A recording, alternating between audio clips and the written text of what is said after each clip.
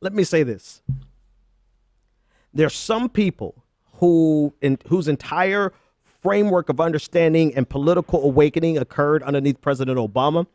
And it is very difficult for them. And I'm giving people the benefit of the doubt. Some people who I'm getting ready to talk about are just doing this maliciously. But there are some people whose political awakening happened underneath President Obama, and they find it very difficult to transition from criticizing President Obama to criticizing the clear and present threat that is Donald Trump. Now, that's being benevolent. That's saying that, it takes actual mental work to change your paradigm from constantly criticizing, and rightfully so in most cases, President Obama, to realizing that President Obama is no longer on the scene. Same exact thing with Hillary Clinton. Hillary Clinton is no longer on the scene. Yes, I know there's some dregs of society that remain. There's some vestiges of the Clinton campaign that need to be purged. We'll get to them. But the very clear and present threat is what Donald Trump is doing. You cannot compare what Donald Trump is doing right now because it is outside of the status quo. And we have people who are very comfortable inside of the status quo who are now having an awakening. And we, like the last caller said, Umar said, we 100% need their vote. If you want to change America to be far more progressive than it has ever been, you're not going to be able to do it without those status quo voters who are now awakened because of Trump.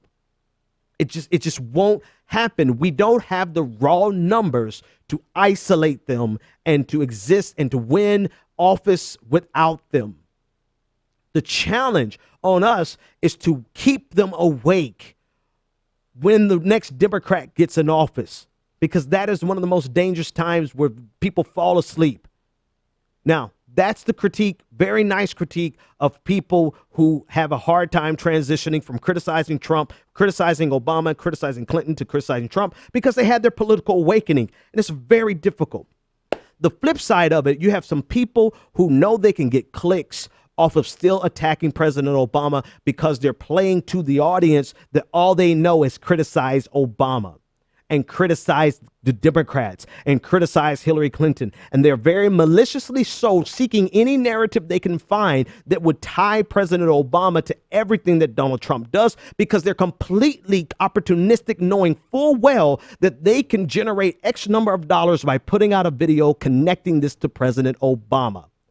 Those people are now a detriment to the progressive movement in the most significant way because they are undermining our ability to catalyze or to capitalize rather on the average voter who is now being awakened. Instead of embracing them and waking them even more, we're pushing them away by making everything about President Obama because you got to get your YouTube quota up. Those people are very dangerous to the movement. They're just as dangerous to the movement as Joy Ann Reid, who's doing the exact same thing on behalf of Hillary Clinton. The last caller is 100% right. We have to move past that to capitalize on this for progressivism, for the right reason. But we have people who have to make everything like, I think the last category, I'll leave it here. I think and we'll go home.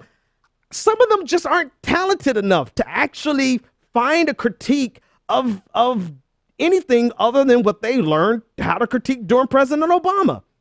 They learned their platform. They got their following. They made all their connections based on criticizing Obama.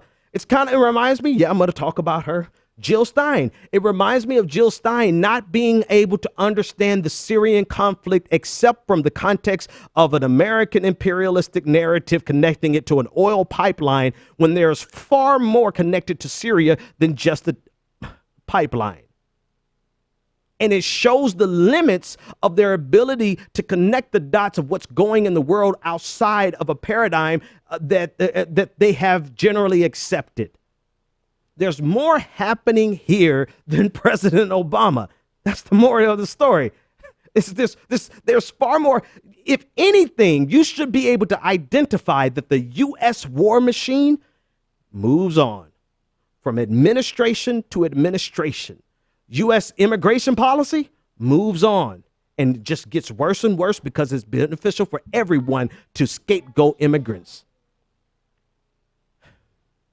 That's all I'm gonna say. Because if I say any more, then I'm gonna end up calling people's names, and I don't feel like having beef right now. We'll have beef another day.